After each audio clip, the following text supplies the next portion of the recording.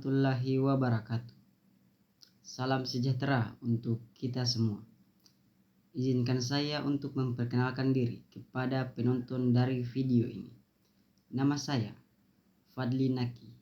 Asal saya dari Desa Kotaraja, Kecamatan Dulupi. Saya mahasiswa dari Stikes Bakti Nusantara Gorontalo dengan prodi D3 Rekam Medis dan Informasi Kesehatan. NIM saya yaitu 13462.22.0114. Hobi saya yaitu tidur. Saya berharap dengan memperkenalkan diri, kita bisa saling mengenal lebih baik dan membangun hubungan yang baik jika bertemu pada suatu saat nanti. Baik, dari video ini saya diberikan tugas untuk melengkapi ujian tengah semester yang diberikan oleh ibu dosen saya yaitu Ibu Lilis Handayani SKM MKes. Di sini saya akan bahas tentang rekam medis. Rekam medis adalah berkas dokumen yang berisi tentang identitas pasien, pemeriksaan, pengobatan, tindakan, dan pelayanan lain yang diberikan kepada pasien.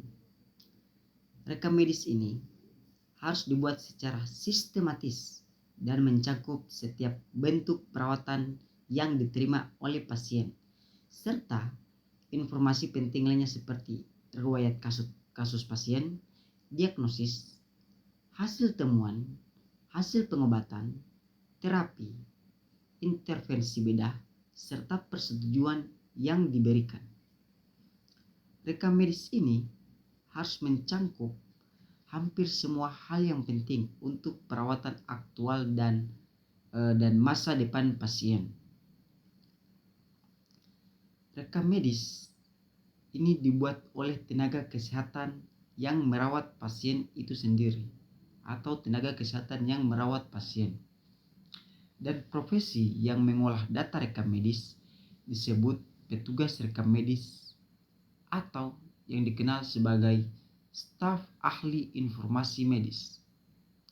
Rekam medis bersifat rahasia dan setiap tenaga kesehatan yang terlibat dalam perawatan pasien wajib atau sangat-sangat wajib menjaga kerahasiaan rekam medis atau berkas dokumen rekam medis tersebut.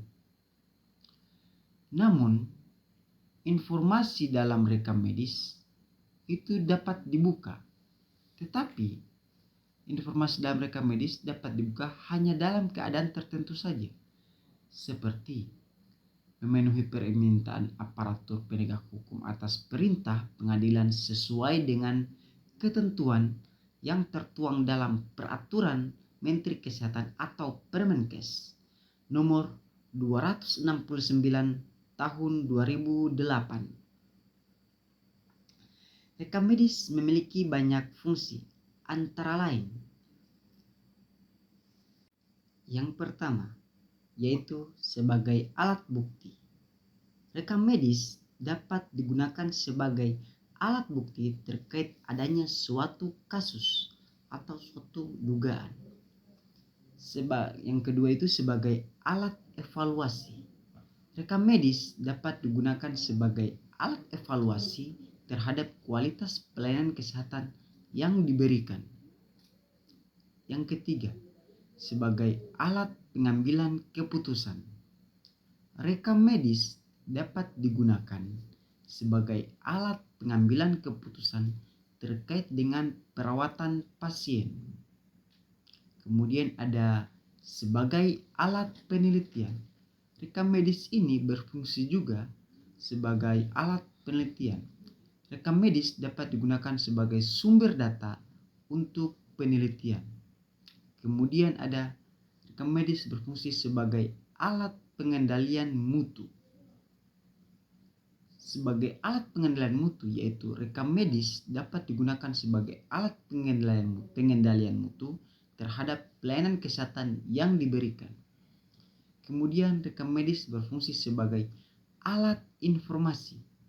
Rekam medis dapat digunakan sebagai alat informasi bagi pasien dan keluarga pasien terkait dengan adanya kondisi kesehatan pasien yang sedang dialaminya.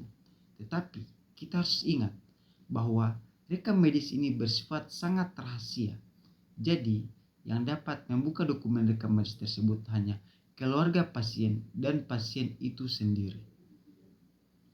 Kemudian, untuk berkas dokumen rekam medis, itu kita sebagai perekam medis harus menganalisis berkas dokumen rekam medis tersebut. Menganalisis berkas dokumen rekam medis itu terbagi atas dua. Yang pertama, menganalisis secara kualitatif dan menganalisis secara kuantitatif.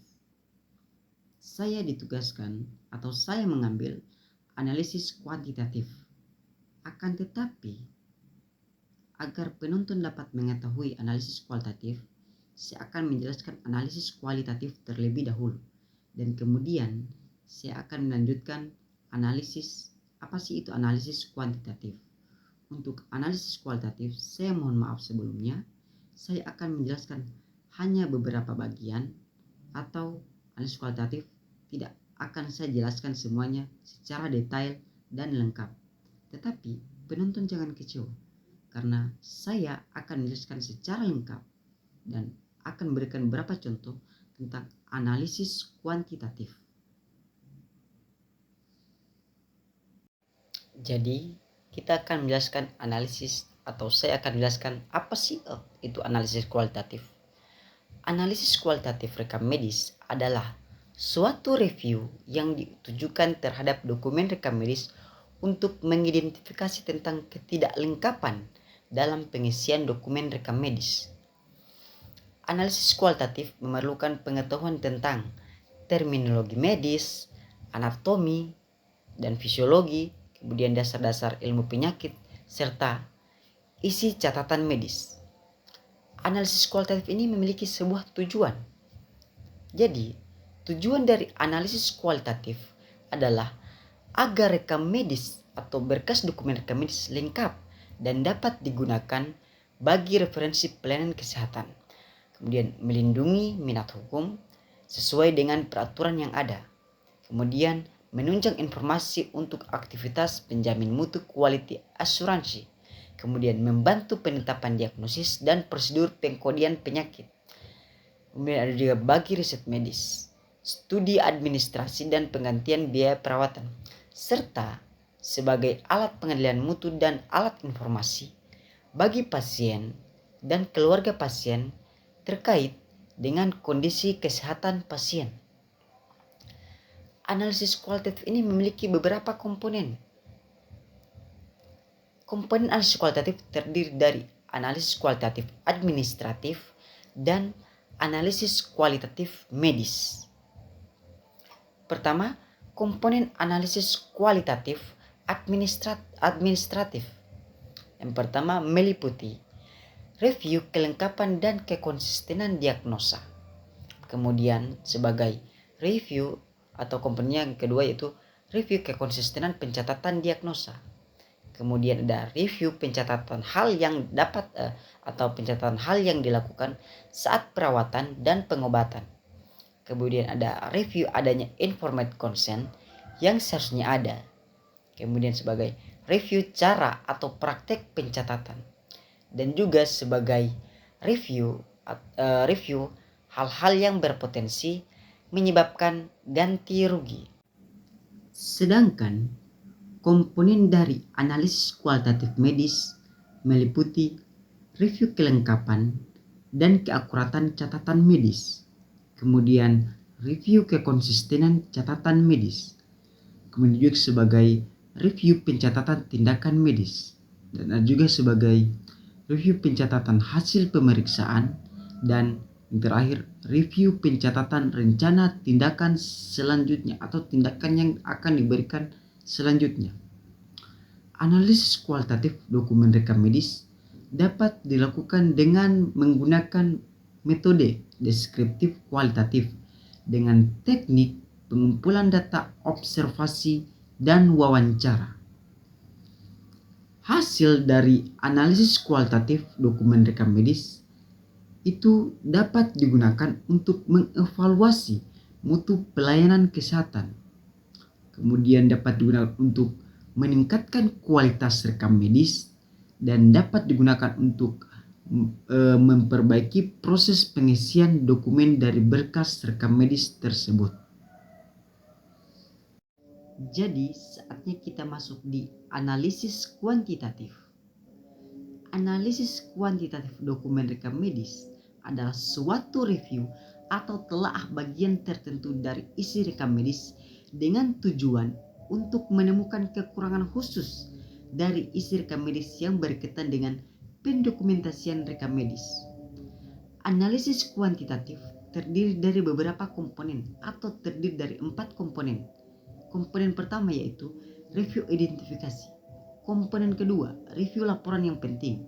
Komponen ketiga, review autentikasi. Dan komponen terakhir, review pendokumentasian yang benar. Beberapa hasil penelitian menunjukkan bahwa terdapat ketidaklengkapan dalam pengisian berkas dokumen rekam medis, baik pada rawat inap maupun rawat jalan. Faktor penyebab ketidaklengkapan pengisian berkas dokumen rekam medis antara lain rendahnya tingkat kesadaran dan pemahaman mengenai rekam medis, kemudian beban kerja dokter yang tinggi, kemudian kurangnya sosialisasi standar operasional prosedur rekam medis, dan program dari kerja panitia rekam medis tidak berjalan dengan tepat. Tujuan analisis kuantitatif adalah untuk memproses atau mengolah data dalam bentuk angka dan mengidentifikasi kekurangan khusus dari isi rekam medis yang berkaitan dengan pendokumentasian rekam medis. Analisis kualitatif ini memiliki tujuan juga yaitu dapat membantu tenaga kesehatan dalam memberikan tindakan atau pengobatan pasien yang dapat dijadikan sebagai sumber informasi yang berguna bagi manajemen rumah sakit dalam menentukan evaluasi serta pengembangan pelayanan kesehatan. Beberapa contoh penelitian yang melakukan analisis kuantitatif dokumen rekam medis antara lain untuk mengetahui kelengkapan atau ketidaklengkapan dokumen rekam medis kasus bedah rawat inap, kemudian menilai kelengkapan dokumen rekam medis pasien rawat jalan, dan mengevaluasi kembali kelengkapan dokumen rekam medis pasien rawat inap dengan diagnosa fracture femur. Oleh karena itu, pengolahan rekam medis yang baik dan benar sangat-sangat penting untuk menjaga kualitas pelayanan kesehatan dan keamanan dari pasien itu sendiri, atau kualitas pelayanan kesehatan dan keamanan bagi rumah sakit maupun atau fasilitas pelayanan kesehatan lainnya seperti puskesmas, demkesmas, dan juga rumah sakit. Kemudian kita masuk di review identifikasi berkas dokumen rekam medis atau komponen pertama yaitu review identifikasi. Identifikasi dalam berkas dokumen rekam medis sangat penting untuk keakuratan dan kelengkapan informasi yang terkandung dalam dokumen tersebut. Jadi beberapa yang akan diidentifikasi dalam dokumen rekam medis. Yang pertama itu identifikasi pasien, kemudian tanggal masuk dan keluar, diagnosis sementara dan utama, jenis operasi, kemudian juga laporan operasi, kemudian laporan anestesi dan informan konsen. Selain itu, identitas pasien pada setiap lembar rekam medis hendaknya wajib diisi karena mengantisipasi apabila ada lembar rekam medis yang hilang atau tidak ada. Kelengkapan pengisian rekam medis merupakan tanggung jawab dokter dan dokter gigi sebagai pelaksana langsung pelayanan. Pemenuhan dan pengisian rekam medis secara lengkap merupakan tanggung jawab bersama antara dokter maupun dokter gigi. Jadi di review identifikasi atau komponen pertama review identifikasi itu identitas pasien. Nah, identitas pasien ini seperti nama dari pasien, tempat tanggal lahir pasien, kemudian berapa umur pasien. Kemudian di review identifikasi itu ada tanggal masuk dan keluar. Tanggal masuk dan keluar ini dapat diartikan yang pertama, tanggal masuk itu pada tanggal berapa pasien itu masuk. Jadi contohnya pada tanggal 30 Desember 2023. Nah, itu termasuk dalam tanggal masuk. Kemudian ada tanggal keluar. Tanggal keluar yaitu artinya kapan pasien itu keluar dari pelayanan kesehatan tersebut atau sudah sehat, bisa dipulangkan ke rumah. Kemudian dari review identitas itu atau review identifikasi itu ialah diagnosa sementara dan utama. Jadi diagnosa sementara dan utama itu yang pertama, diagnosa sementara ialah pertama dia diagnosa dia hanya mengalami penyakit begini atau penyakit asam lambung. Kemudian setelah diagnosa kemudian yang kedua itu dia ternyata dia ini bukan hanya sakit lambung, tapi dia memiliki penyakit utama. Nah, penyakit utama itu yang dimaksud dengan diagnosa utama. Kemudian dari review identifikasi itu ada laporan operasi, kemudian ada laporan anestesis dan informan consent. Kemudian kita masuk pada bagan atau pada bagan diagram batang. Di sini dari diagram batang di atas dapat kita lihat bahwa nomor rekam medis atau review identifikasi itu jika dari 100% dari rumah sakit ini, saya tidak sebutkan rumah sakit itu dari 100%, 99% nomor rekam medis tersebut lengkap. Hanya 1% saja tidak lengkap. Kita pindah slide selanjutnya. Kemudian dari identitas pasien. Ini identitas pasien dari rumah sakit yang tadi atau yang sebelumnya. Dari 100% ternyata semua pasien yang datang ke rumah sakit tersebut atau ingin berobat di rumah sakit tersebut itu 100% mengisi nama pasien atau mengisi nama mereka sendiri. Kemudian kita akan masuk pada review laporan penting atau komponen kedua, itu review laporan penting. Jadi review laporan penting ialah laporan penting dalam berkas dokumen rekam medis adalah informasi yang sangat penting karena dapat memberikan gambaran tentang kondisi pasien.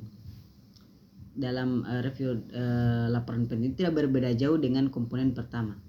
Di review laporan penting ini itu ada diagnosis sementara dan utama, kemudian dan pengobatannya, kemudian ada tanggal masuk dan keluar, kemudian ada jenis operasi, ada juga laporan operasi, kemudian ada laporan anestesis, kemudian dan juga ada informed consent. Setiap lembar data sosial pada lembar rekam medis harus memuat minimal nomor rekam medis, nama pasien, jenis kelamin, alamat, dan juga agama. Nah, kemudian kita akan pindah kepada slide berikutnya. Di sini ada pemeriksaan penunjang atau laborat. Dapat kita lihat dari diagram tersebut. Dari rumah sakit sama sebelumnya itu dari kelengkapan pemeriksaan penunjang itu terdapat 91% itu yang lengkap. Dan yang tidak lengkap pastinya 9%. Kemudian masuk pada bagian informed consent. Dapat kita lihat pada slide ini atau pada gambar ini, pada diagram ini. Informed consent itu 100%, tidak sampai 100%, 99% informed consent itu lengkap, 1% tidak lengkap. Kemudian kita akan masuk pada komponen berikutnya atau komponen ketiga, yaitu review autentikasi. Autentikasi dalam berkas dokumen rekam medis sangat penting untuk memastikan keabsahan dalam keaslian data yang terkandung dalam dokumen tersebut. Jadi ada hal-hal yang harus diidentifikasi dalam berkas dokumen rekam medis terkait autentikasi. Yang pertama itu tanggal pelayanan, kemudian ada nama terang, tanda tangan, kemudian ada identitas pasien, kemudian kepemilikan formulir rekam medis, tanggung jawab dokter, dan yang terakhir itu koordinasi. Dalam pengisian atau pencatatan rekam medis, ada kemungkinan besar terjadi pengisian yang tidak lengkap atau tidak sesuai dengan ketentuan. Maka harus dilakukan kegiatan observasi atau pengecekan dari isi rekam medis atau pendokumentasian sehingga rekam medis dapat digunakan atau mempunyai nilai guna seperti administrasi, legal, aspek penelitian, dan lain-lain. Kemudian kita ada masuk pada slide selanjutnya, yaitu diagram lingkaran dari berapa persen orang yang mengisikan namanya atau nama lengkap, atau bisa disebut juga dengan nama terang. Jadi dapat kita lihat dari nama terang itu yang lengkap itu hanya 9%, sedangkan yang tidak lengkap 91%. Nama terang itu adalah nama asli. Contohnya nama saya, Fadli Naki. Kemudian yang di situ hanya Fadli, jadi tidak lengkap. Itu yang dimaksud dengan nama terang. Jadi dari diagram tersebut atau dari diagram lingkaran ini, kita dapat melihat bahwa ketidaklengkapan dari nama terang itu cukup tinggi atau sangat-sangat tinggi, bisa dibilang sangat tinggi, karena dari 100% itu 91% tidak lengkap. Mereka hanya menggunakan nama mereka yang atau nama sehari-hari. Kemudian kita masuk pada tanda tangan. Tanda tangan dari pasien tersebut dapat kita lihat dari diagram di samping. Tanda tangan tersebut dari 100% itu hanya 1% yang melakukan tanda tangan, dan sisanya 99% tidak melakukan tanda tangan.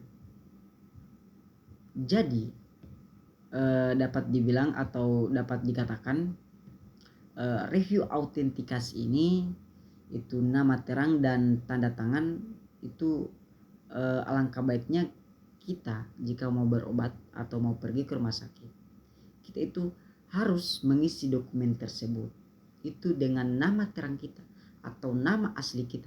Kemudian kita jangan lupa untuk melakukan tanda tangan, karena itu sangat penting dari berkas dokumen rekam medis tersebut, karena itu termasuk dalam 4 komponen analisis kuantitatif, yaitu termasuk pada komponen review autentikasi. Kemudian kita masuk pada komponen terakhir, yaitu review pendokumentasian yang benar. Jadi pada review pendokumentasian itu tidak berbeda jauh dari 3 komponen sebelumnya.